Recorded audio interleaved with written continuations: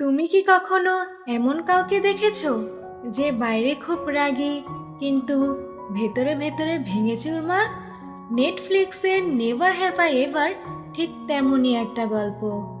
ভুল, ভালোবাসা, শোক আর নিজেকে খুঁজে পাওয়ার গল্প।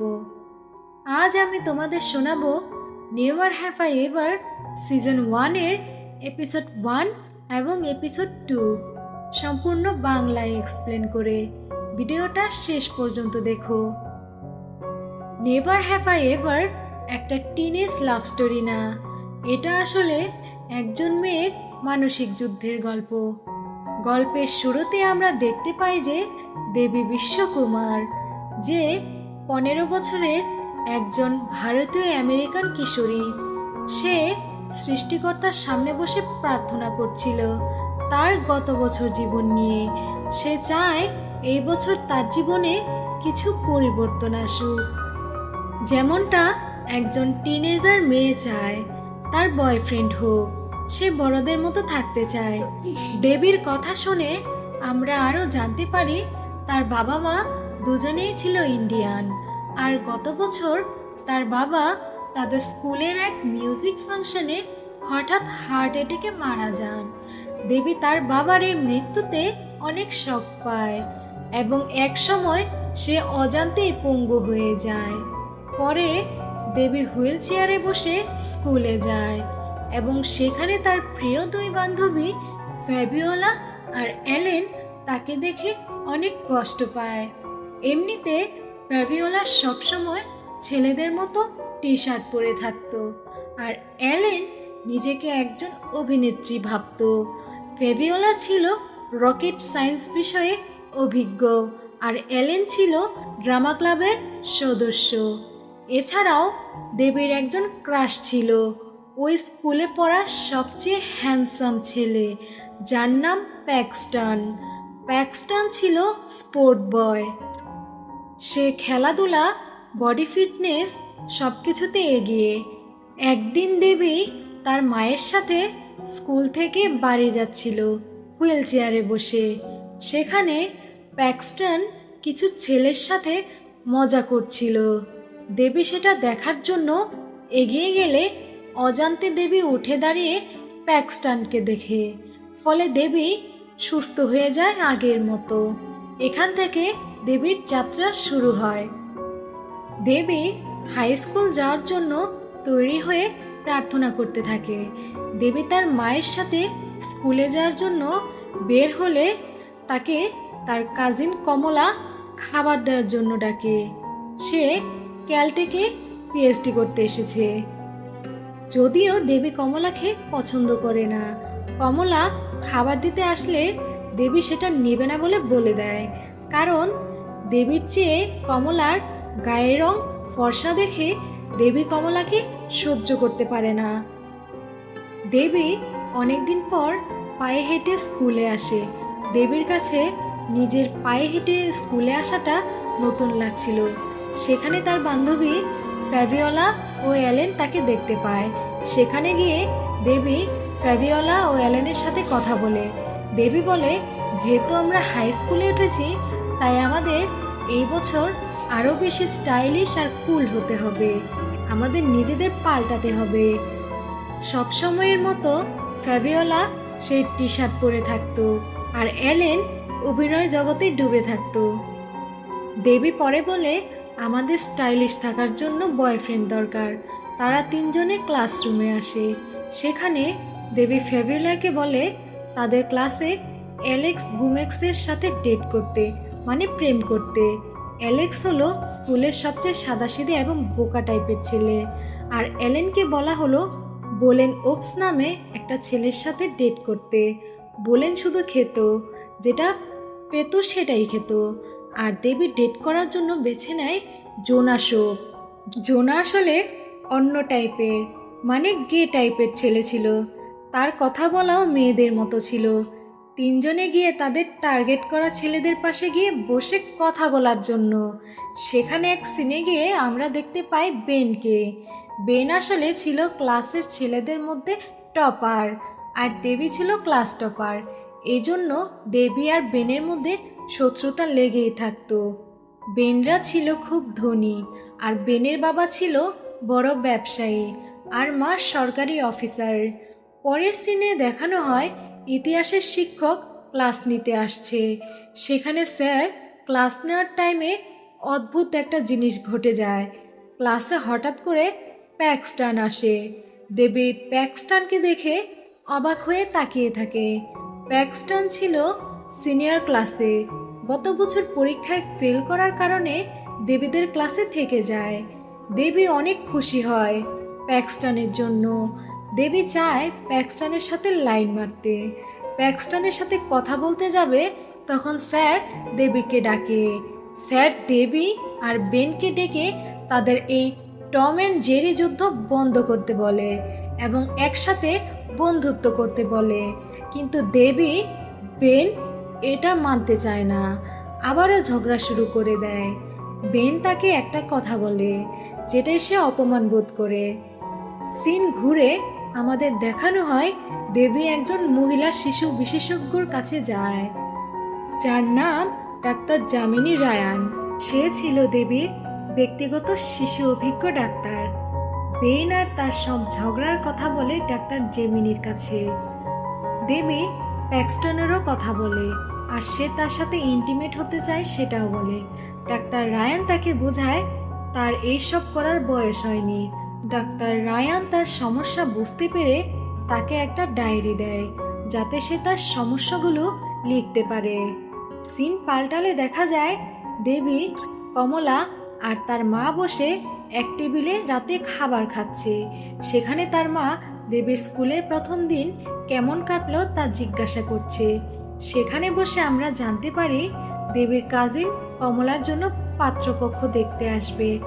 কমলা পাত্রপক্ষ দেখতে আসার কথা শুনে দেবী খুব রাগ হয়, আর সে টেবিল থেকে উঠে রুমে চলে যায়। কিছু টাইম পরে দেখতে পাই দেবীকে দেবীর বাবা ডাকছে। সে তার বাবার কাছে যায়। দেবীর বাবা দেবীকে টিভিতে একজন র্যাকেটেবল প্লেয়ারকে দেখাচ্ছে, আর বলছে দেবীকে এর মতো হতে। সে যেমন কাউকে তোয়াক্কা করে না, দেবীরও তাই করা উচিত। দেবী তার বাবাকে বলে যে তার বাবা তো মারা গেছে, সে এখানে কিভাবে। এই কথা বলতে বলতে আমরা দেখি তার বাবার সাথে দেখা করার বিষয়টা তার কাছে পুরোটাই স্বপ্ন ছিল। পরের দিন বাবার কথা শুনে দেবী স্টাইলিশ শর্ট টপস পরে স্কুলে যায়। কিন্তু সেখানে ফ্যাবিওলা আর এলেনের সাথে দেখা হলে তারা আগের মতোই ড্রেস পরে স্কুলে আসে। পরে তারা ছেলেদের সাথে কথা বলার জন্য যায়। তখন দেবী তার পায়ে আঘাত পায় হিল পরার কারণে। ক্লাসে এসে দেবী আর বেন আগের মতো যুদ্ধ শুরু করে দেয়। তাদের কথা শুনে স্যার তাদের ক্লাস থেকে বের করে দিয়ে প্রিন্সিপালের রুমে যেতে বলে। প্রিন্সিপালের রুমে গেলে প্রিন্সিপাল ম্যাডাম তাদের পানিশমেন্ট দেয়। তারা যেন ক্লাস শেষে প্রিন্সিপালের রুমে কাজ করে। তারা সেখানে কিছু জিনিসপত্র নিয়ে কম্পিউটার ল্যাবের দিকে যায় ঝগড়া করতে করতে। সেখানে গিয়ে দেবী অবাক হয়ে যায়, কারণ সেখানে তার বান্ধবী অলিভা মার্টিজেন নামে একটা ছেলেকে কিস করছিল। এলেন বলে অলিভা তার বয়ফ্রেন্ড। এই কথাটা এলেন দেবীকে বলেনি, কারণ দেবীর তখন কোনো বয়ফ্রেন্ড ছিল না।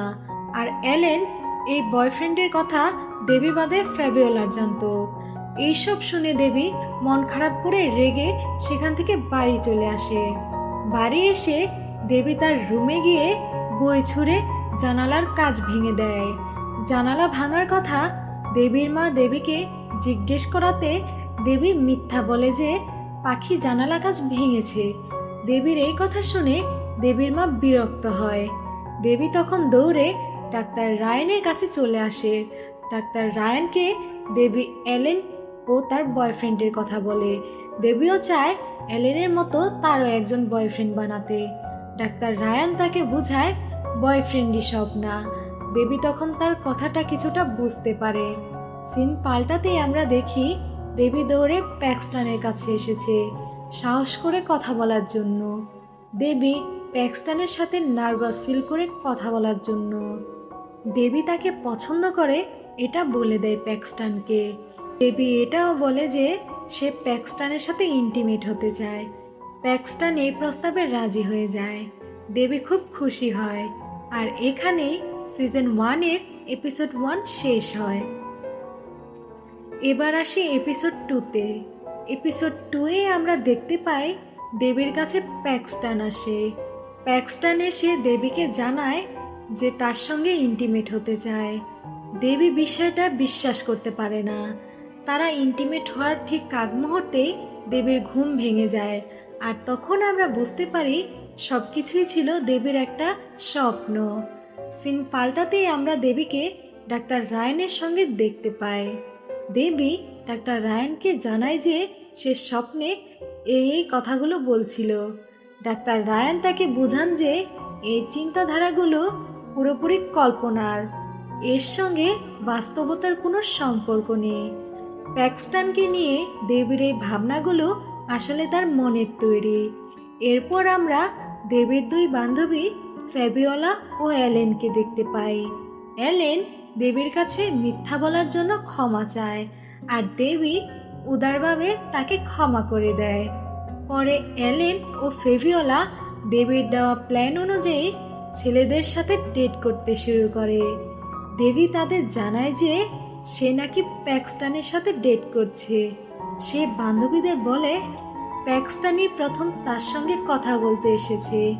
তবে ফ্যাবিওলা আর অ্যালেন বিষয়টা সহজে বিশ্বাস করতে পারে না, কারণ প্যাক্সটানের মতো ছেলে দেবীকে ডেট করবে এটা তাদের কাছে অবিশ্বাস্য মনে হয়। সিন পাল্টে আমরা কমলা ও দেবীর মাকে দেখতে পাই। পাত্রপক্ষের সঙ্গে ভিডিও কলে কথা বলার সময় কমলা ফর্মাল ড্রেস পরার কথা বললে দেবীর মা তাকে এসব না পরে শাড়ি পরতে বলে। এরপর ফ্ল্যাশব্যাকে আমরা দেখি দেবীর বাবা একটি নতুন স্কুটি কিনে এনেছিল, কিন্তু দেবীর মা সেটি একদমই পছন্দ করেনি। এখন দেবীর বাবা নেই, তাই দেবীর মা সেই স্কুটিটা বিক্রি করে দিতে চায়। এরপর আমরা স্কুলে দেবীকে দেখতে পাই। দেবী প্যাক্সটানের কাছে গিয়ে ইন্টিমেট হওয়ার কথা তুলে। প্যাক্সটান তাকে স্কুল ছুটির পর দেখা করতে বলে। দেবী সেদিন গানের ক্লাসে যেতে চায় না, কিন্তু শেষ পর্যন্ত ক্লাসে যায়।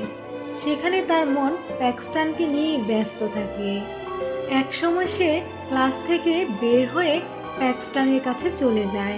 প্যাক্সটান তাকে গাড়িতে করে নিজের বাসায় নিয়ে যায়। প্যাক্সটানের বাসায় গিয়ে ইন্টিমেট হওয়ার সময় দেবী হঠাৎ নার্ভাস হয়ে পড়ে। প্যাক্সটানের ফিট বডি দেখে সে অস্বস্তি অনুভব করে।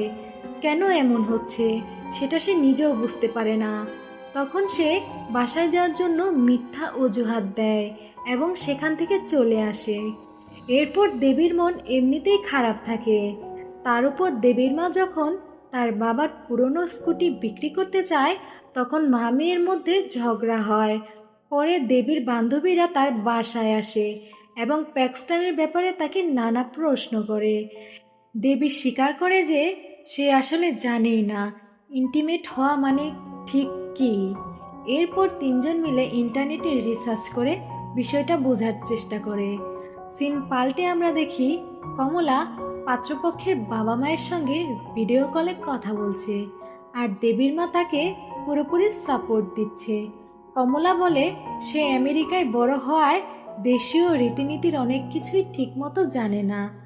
এরপর আমরা দেখি দেবী বেনের সঙ্গে ঝগড়া করছে। দেবী বেনকে জানায় যে সে কারোর সঙ্গে ইন্টিমেট হতে যাচ্ছে। অন্যদিকে দেবীর মা তার বাবার স্কুটিটা দেখে আবেগপ্রবণ হয়ে পড়ে এবং ফ্ল্যাশব্যাকে তার স্বামীর সঙ্গে কাটানো সময়গুলোর কথা মনে করে। সেই আবেগে সে স্কুটি নিয়ে বাইরে বেরিয়ে যায়।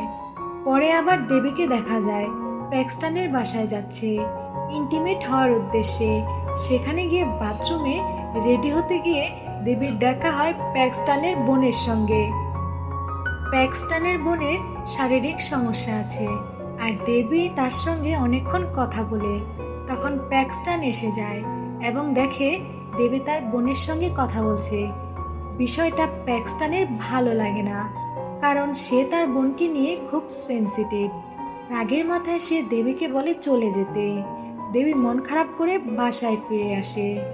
এরপর দেবী তার বান্ধবী ফ্যাবিওলা ও এলেনের সঙ্গে কথা বলে। তারা ধরে নেয় যে দেবী সত্যি প্যাক্সটনের সঙ্গে ইন্টিমেট হয়েছে, তাই দেবীকে তারা বেশি গুরুত্ব দিতে শুরু করে।